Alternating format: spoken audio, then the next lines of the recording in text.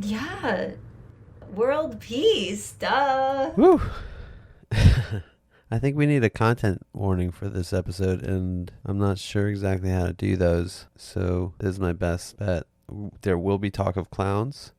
There will be talk of intimacy. There will be some vulgarity. Maybe some situations which could be triggering for certain people. You know, it's intimate and honest, and hopefully that's cool. I mean, be warned. And sorry about all the assholes on the last episode. They just keep talking. They never introduce the show. I think that's how it ends. I think from like beginning of clown class, third clown class. Hi, Anna. Hey. Hi, Alan. To end of third clown class. You identify as a comedian? A clown, I would to say. End of Monday night. Oh, whoa. Before we get too far ahead of ourselves. Getting a little bit out of hand. Yeah, I took a clown class with Anna Thomson, the comedian and clown. A clown, I would I'm say. going to have that conversation on here now. We're going to talk to a woman. I met this woman, as of yet unnamed, at one of Anna's workshops. Felt like I should tie these things together. We ended up having a conversation one morning, or early in the morning, late in the evening after our first date. And this is part of that. What a wild ride. Sorry. Is that your podcast voice? My podcast voice? Does she mean my podcast voice? Hi, thanks for listening to They Might Be Giants. They just keep talking. That's the name of the show. They just keep talking and they don't stop talking. You don't know my podcast voice? Because I listened to your podcast right away when I was like, this guy, I want to know more about him. What's he doing? What's the podcast? The podcast was the State of the Arts podcast, which I did with some friends, Sergio, Megan, and Isolda, and may do again. But currently, this is the podcast. They just keep talking, and they don't stop talking. Is this my podcast voice? Oh, that's what he sounds like. Oh, that's what he talks about. Oh, that's how he thinks. And? Anything good? Clearly, I wanted to know more. Thank you for choosing that course of action. But if you just want to bang, then like let's just get tested and show each other tests, and that'll be cool. Damn, I would have got tested. I didn't know that was the thing.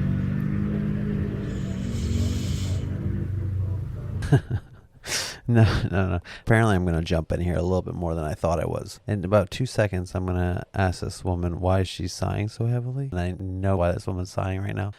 But it's not going to stop me from asking What's her. that deep breath for? Damn, I would have got tested. Like there was no thought. It was just like, I'm aware of getting tested. I've done it. I feel tense. I will release it. Why did you feel tense? I guess because I feel like within this conversation that what I feel comfortable with is not what you feel comfortable with. Meaning? You would want to have sex right now, and I don't. And that makes you tense? That I would want to have sex right now? Is that surprising information? I didn't think we'd be talking about it this much with the understanding of that I wasn't like, yeah, we're gonna bang tonight. You did say other things that made me think we might bang tonight. But yeah, I was trying to clarify that when I said I probably got overexcited when we were making out, and I thought that was understood. So have I been giving you like mixed signals, or? We're still okay not to have sex. So generous. Oh, we're still okay. Wow. Okay. I'm okay with that. Okay. It 'Cause I'm doesn't mean I starting to won't be feel frustrated or I won't Pressure. Now. So let's just take it back for a second. Let's go a little bit further back. Let's see how we got here. I think it's a good topic. All right. And so you don't want to have sex with me, or you do? Yeah, I do. That's the bell. No. No, that's not what you're going for? Oh, I get swept up. Yeah, it's easy. Yeah. That's why I was like, we're gonna fuck right there, because we were just like ready to go, but Fuck bodies by the rock. We're gonna fuck by the rock? Yeah, we were gonna fuck by the rock. We were gonna fuck by the rock. Right there. There was a rock, and we were gonna fuck right by it. See that? But you saved us, right? I don't know about you, but They just keep talking. Hi, Anna. I'm doing it. Coming over. Yes, you did it. I want to get back to comedy. Do you identify as a comedian?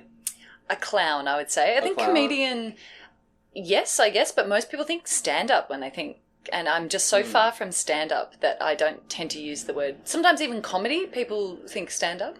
Well, yeah, I think that's what people identify as comedy, and then they forget that there's sketch, there's... Yeah, physical comedy. There's television, there's everything. Yeah, exactly. So I'd say clown. Obviously, that's confusing for a lot of people who don't know contemporary clowning. That's so loaded for people, it's so especially loaded. in the States, as I like to call it. Yes. Yeah.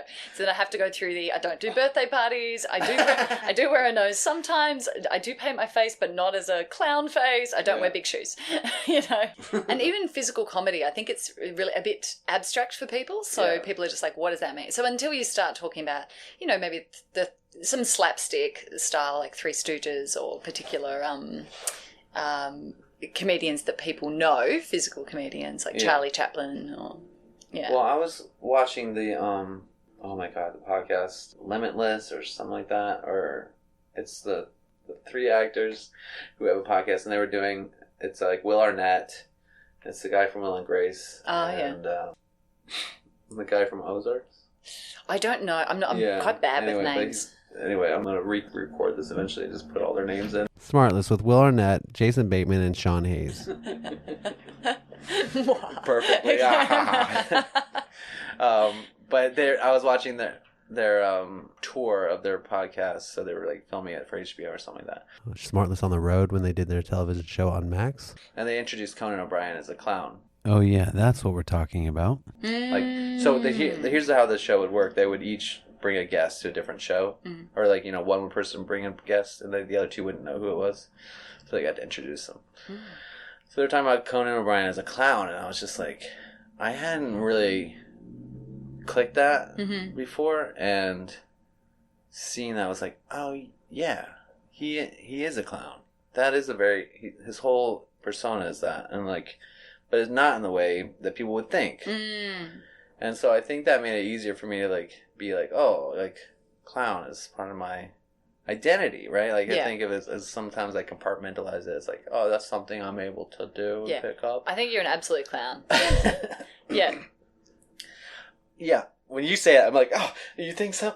And I'm not necessarily thrilled. You're not necessarily thrilled. But I am thrilled to be identified that way. But I'm also like, oh yeah, but I'm also happy that you're saying like that, because it is true, but it's like, when someone sees you, you're just like, oh, hi, who? Yeah, that's I'm true. just a regular person over here. Yeah, but no, I definitely feel like that is part of my... Well, part of your performance, persona. Definitely, I think the silliness in workshops that I saw from you, I was just like, oh, there's a natural... You don't mind making fun of yourself. You you play, you connect with the audience. For me, those sort of things, I was like, oh, and I use words with so much love, like natural stupid, and that's in that moment of just, yes, you're able to tap into something where if someone's afraid of looking, too silly, then they're not going to be able to access that level of play. So that's what I mean is I was like, oh yeah, from the first go I was just like, oh yes. That's my freedom. As soon as I can just be silly and ridiculous, I'm like, oh, okay, here I go. Now I'm not thinking about what people are thinking about me. Or that's it. That's the great. I could wax lyrical forever about that. The freeing qualities of clown. That's the anti-establishment. The anti. What's the word? You could go against society. Or... No, more like It's anti what society? Punk, the, anti-conformist. Yeah, anti-conformist. Yeah. Yeah, I think that's sometimes I get the astrology stuff and it's like, you don't belong anywhere. I'm like, thank you for saying that, because it's definitely how I felt, but also lonely. Why would you say that about me? But maybe you don't belong anywhere else with a lot of other people. Yeah, no. See, this is what was really great about finding your spot, because I connected people who are into this world and interested in that world, and I was like, oh yeah, I'm amongst creatives again. Yeah. The pandemic was really hard to come out of. Not to bring it up again, finding that way back to be social again. Yeah. But that was a great space to just connect with people and connect with you and so many neat people came in through, and you did so many It was really generous of you to just put out those workshops. To just like create that space for people to play, and there's a great easiness with the way you do it, and I was really envious of that and also like appreciative of it, because like I think we talked a little bit about that, the pressure to sort of convey everything you know. Oh man, and you were able to just like back that off. Oh, that's really lovely to hear, because I think that's always the struggle. I think first and foremost, I've been to workshops where, or more recently I was in a workshop where I was like, I think some of the fun or the play to get people into a certain state is maybe missing here, because clown is actually, it's terrifying. A little. And not in terms of the terrifying clowns, for those listening. Shout out to my sister-in-law, to whom the word clown is terrifying. Right. I mean, more in terms of because you're being really vulnerable and open and seen. You're very seen, you cannot hide, and that is confronting. So that's confronting for people. But it's also wonderfully silly, so there's this balance.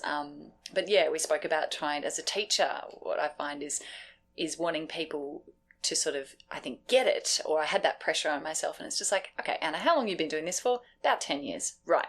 What did you feel like at the start? Had no idea what was going on. It was really just like hated it and loved it at the same time. You've been teaching for 10 years? No. But in the clown world, contemporary clowning. No teaching, only for about 18 months. Baby. Yeah, very much. So I go away from workshops and have my own sort of like, what worked, what didn't, what do I need to improve, what don't I know, where are these gaps? So that's really interesting. I feel very much in that process, but definitely in making somewhere where people feel, if people come out of it saying, I felt, comfortable, maybe not with all of it, but I felt like it was a space, or I felt, safe is a funny word. I don't ever promise that, but some people have said that. So that makes me feel good. Or there was some fun in that, even small moments of that. Then I think, okay, great. There's something here that I'm, because it's tricky. And you can run workshops where it's much more fun and games and people are still learning. But if you're looking into exploring clown, you're going to hit up against things that feel tough, personally. Yeah, it is a deep dive, mm-hmm. and it can definitely be hard for people, and the things that come up are like, well, you got to sort of like deal with them. Yeah, I think if you're not wanting to be, I think I was talking to Emma, Australian Emma, about, I think everyone has a clown in them, but not everyone is a clown. Mm. So I think everyone, if they want to, can do clowning, but not everyone wants to. No, not everyone needs to. Not everyone needs to. And so if you're not wanting to be laughed at, if you're not wanting to be really seen, if you're not wanting to be really silly and have a really sort of vulnerable, playful connection with your audience, then why put yourself through that? But what I've found is more and more people are interested, and especially actors who've come from an acting background, they get in a workshop where there's some clown, or they see some clowns, or some clowning in it, and they're like, ooh, there's something here. I want to have a play with that. Yeah. So I think more people are coming to it through wanting to, seeing the fun in it as well. I think it's so useful for performers. Absolutely, yeah. To step into it sort of really forces you to step into your body, mm-hmm. and to like... Yeah, and presence. And feel it, and And with the audience too, you always have to be listening to your audience, to your scene partner or fellow clown. Yeah, I think yourself. There's something so great about that. I think like we get confused. I feel like watching acting on television or in movies sometimes you're just like, oh, it's so natural almost, like, right? Even that is like heightened and stylized, but we sort of get into this belief it's so easy. So there's this desire as like young actors to just be like, let's just take it easy. Let's not do too much. Yeah. And I think the clown shows you how you can push to the extremes of that and then like control it. Yeah. Where it's not just like a wild, but it's like, I don't know. Yeah. like controlled. Yeah. I think once you take back all the layers and you're comfortable in being seen, then you can definitely you're playing with what you have. There's a control with, you're not just standing up there being laughed at, right? You're using all sorts of techniques. And of course this, clown widely varies in people's way into it in their definition of it. There's really anarchic clowns. I've heard LA has a like a very wild clown scene. I'm interested in experiencing versus other parts. Please let me know how the LA clown scene is. Yeah. Part 2. Let's talk about it all night. Whatever the show is called. Are you done? Or you want to keep talking? That was I segued you said to part 2. Oh, we just segued. Yeah. They just keep talking. We're back with the woman who has chosen to remain unnamed. All right, I'll share a story. I don't know if it's not maybe my ideal. These don't have to be need to share stories. They can just be like happen to share. Yeah, but I want like the context. Yeah. Like I'm aware of my audience. Shout out to you, listener. That's true. All right, take a break from that. That seems heavy, right? Right, got a little. Let's take something lighter, such as. I tend to get heavy. I get serious, like you said. Like you're watching my thinking face. It's like. Oh, we're in the water. Yeah, I'm always in the water. But sometimes you're airy. But people think I am, but I'm in the water always. Wait a second. In the water? Why do we both so clearly know what I'm talking about, but I can't recall for a moment? Okay, in the water. Look that up. Okay, Miss Water. So take a break from that. What? Now what? What else about sex? Tell me about the first time you had sex. The first time I had sex, I was in high school. I might have been a freshman or a sophomore. You did your freshman and sophomore year together. I did them simultaneously. Woo! And then my brother was dating his would-be wife. Are you trying to get me closer? Oh, she wants to hear this one. Let's get going. Yeah. She's listening. Right. Okay, good. All right, so my brother and his girlfriend at the time, now wife. I might have to ask my sister-in-law not to listen to this. They had this friend who was also this girl who I knew from school, who had sort of told me that she was, I don't know, I knew she was attracted to me, but I was not necessarily attracted to her. Like, hadn't thought of her? Yeah, like it wasn't just like, oh yeah, I was like, okay. If she's attracted to me, that's interesting. So for some reason we went to her house, and my brother and his girlfriend disappeared into one of the rooms, maybe her room. And then her sister came through, walking through, and I was like, whoa. And then she had some guy, so she went in her room. So they were in their room. My brother and sister was in the girl's room. And then we were just out on the couch watching some show. So I was like, all right. I just put on some show, and I found like something that was sexy. Wait, what was it? Sexy. And then we made out for a little bit, and then I was like, let's have sex. Or I don't know if I said that. I was just like, eh. I went from let's have sex to eh. I promise you my communication skills have gotten better. And she's like, are you sure you want to do this? And I was like, oh my God, I'm 14. What if I die a virgin? I better do this.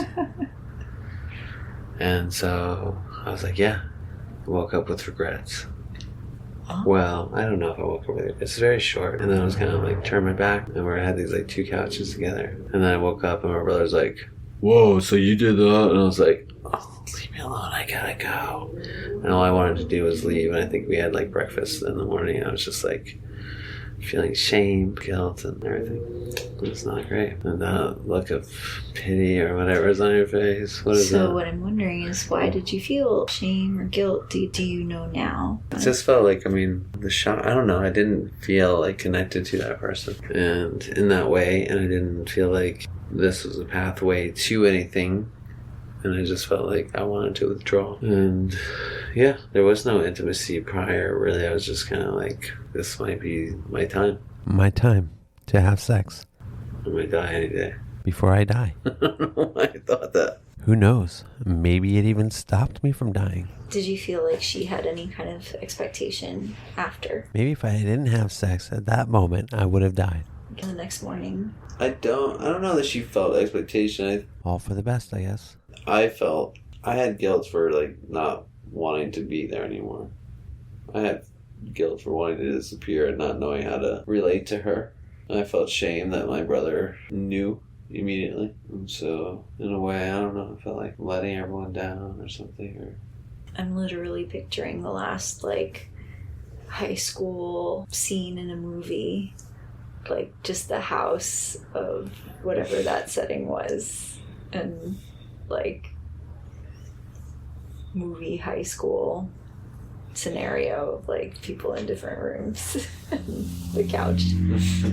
Like, the physical space of what you just described is just like a movie set. cool. Yeah. My butt's getting sore on here. Alright, we'll answer the same question. Or do you want The this? same question. Do I have to think of a new one? Yeah. I love that question. If we were together for years into the future, what would you want to ask me now? Any regrets? No. I would ask you, what's your great hope for the world? World peace, duh. Literally, it's just that the more we are ourselves and the more honest we are, then that changes the world. I think that's how it ends. Testing. 1, 2, 3. Check the microphone. Well, this has been a very challenging episode. I hope you will continue to listen, like, and subscribe. There is this feeling of vulnerability doing this, being a little bit exposed, talking with people I care about and making sure they're taken care of, but also that we get a chance to be real with you. Please follow the show, share it with the show, and if you have feedback for me, not really notes, but just like what you want to hear more of, email me at theyjustkeeptalking@gmail.com. That's the current email. Okay. You remember when we started this conversation, I said, what do you want to talk about? And you said sex? Yeah, but Okay, it didn't just have checking. to be about us. Very soon, you cannot hide, and that is We confronting. had like breakfast in the morning. I think that's how it ends.